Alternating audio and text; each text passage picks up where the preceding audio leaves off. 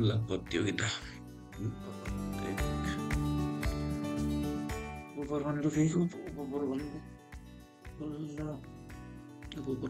वरिष्ठ अधिकृत 7 महिला दलित प्राविधिक ट्राफिक सर्भिस 40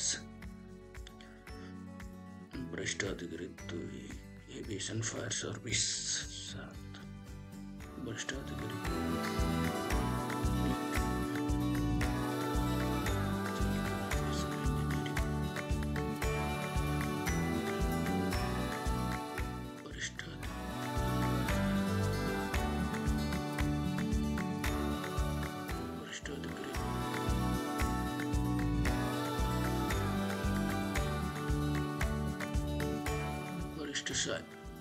प्रशासन 5 जना वरिष्ठ सहायक आर्थिक प्रशासन लेखा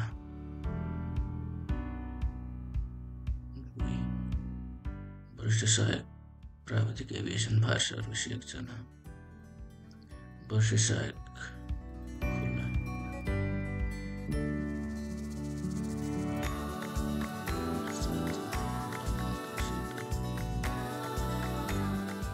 वरिष्ठ सहायक इलेक्ट्रिकल 2 जना मेकानिकल इंजीनियरिंग 3 जना वरिष्ठ सहायक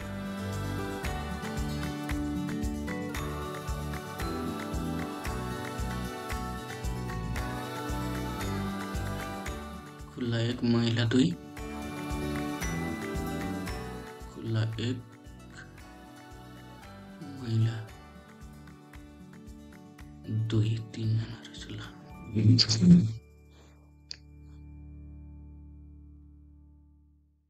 सहायक एविएशन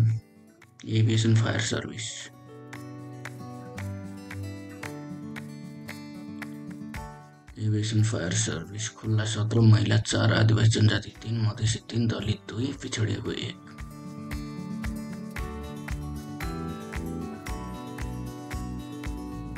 आवश्यक योग्यता 18 वर्षदेखि 40 वर्ष आवश्यक उमेर महिलाको लागि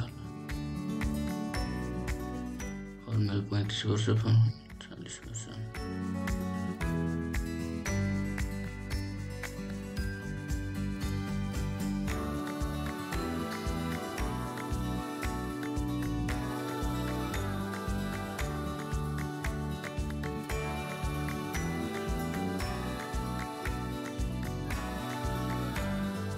एविएशन सहायक प्राविधिक मेकानिकल 2 फेरि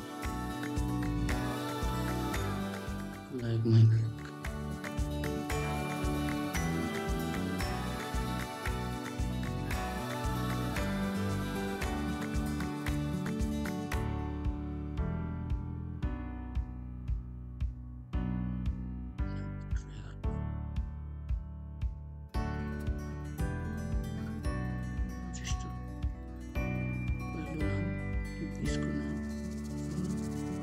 ईमेल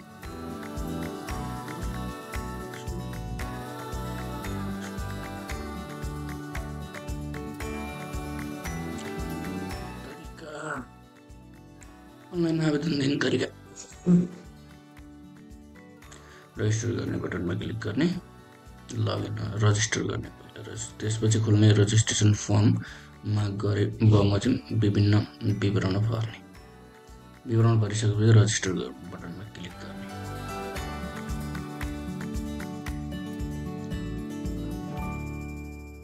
रजिस्टर बटनमा क्लिक गरिसकेपछि पहिलो नाम बीचको नाम थर इमेल मोबाइल नम्बर पासवर्ड पुनः पासवर्ड अनि रजिस्टर दर्ता गर्ने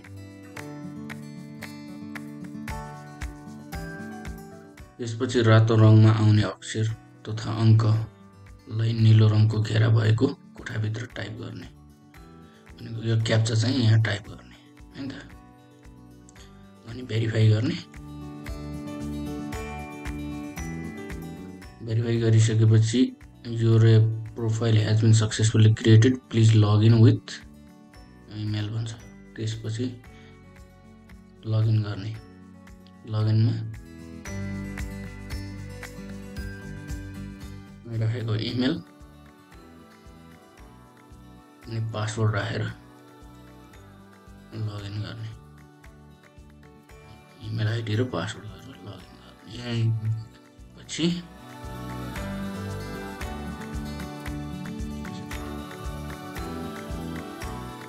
लगइन यसरी क्लिक गरेर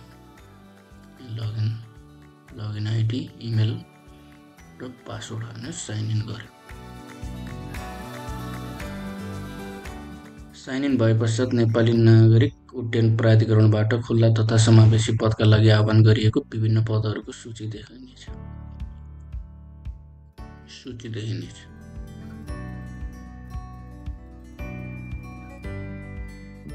यो सबै सूचीहरू यसरी देखिनेछ। आवश्यकता अनुसार सूची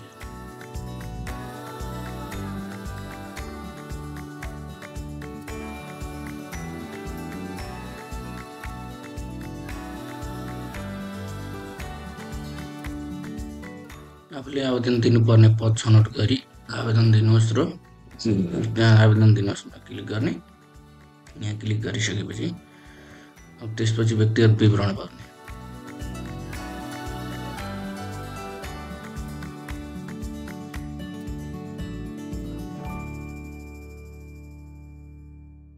इम्प्लोइ आइडी, यो इम्प्लोइ आइडी चाहिँ चाहिँदैन। नाम, थर, बिचको नाम, थर नेपालीमा भर्नु पर्यो सबै। नेपाली अङ्ग्रेजी दुईटै भरेपछि जन्ममिति सबै गरेर अगाडि बढ्ने। त्यसपछि फेरि सम्पर्क विवरण, स्थायी ठेगाना,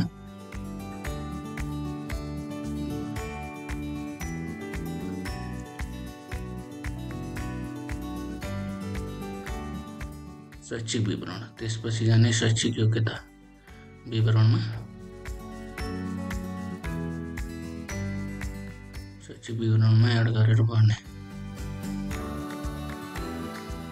संस्थाको नाम, विभागको नाम, श्रेणी देखि सम्म, कहिलेदेखि कहिलेसम्म विवरण, अनुभव विवरण। यस्तो अनुभव विवरण भरिसकेपछि अगाडि बढ्ने। अनुभव नभएकोले त्यो भर्नु पर्यो।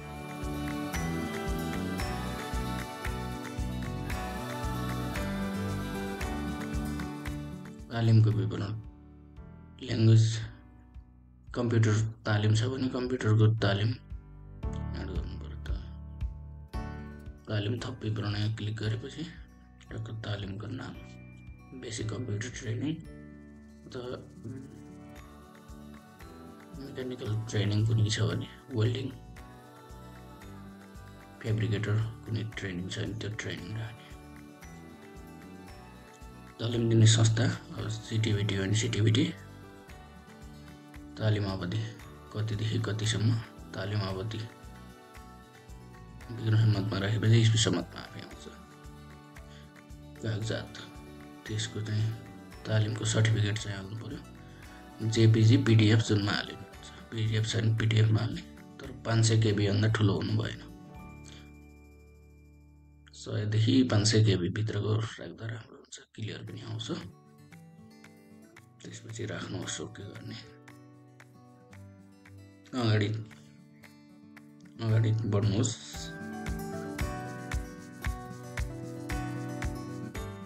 संलग्न गर्नुपर्ने कागजातहरू, photo image format JPG, JPG, PNG मा हुनुपर्ने। फोटो अपलोड गर्नको लागि चुज फाइलमा क्लिक गर्ने र आफ्नो फोटो छनौट गरेर अपलोड गर्ने। त्यो भइहाल्छ, सबै अपलोड गर्ने। सबै विवरण ठिक भएको निश्चित गरी अगाडि बढ्नुहोस्। खुल्ला समावेशी कुनमा भर्ने, खुल्ला पहिलो समावेशी समूह भर्नुहोस्। थप समावेशी महिला पनि हुनसक्छ, त्यसपछि फेरि आदिवासी जनजाति पनि हुनसक्छ, त्यहाँबाट मधेसी पनि हुनसक्छ। त्यो थप भनेको त्यो भर्नु पाइयो।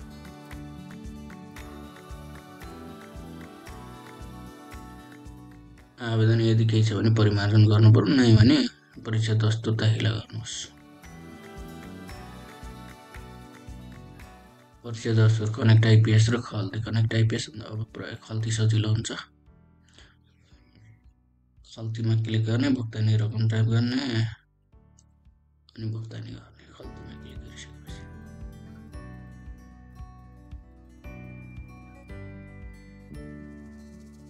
700 रुपियाँ देखाएको छ हैन।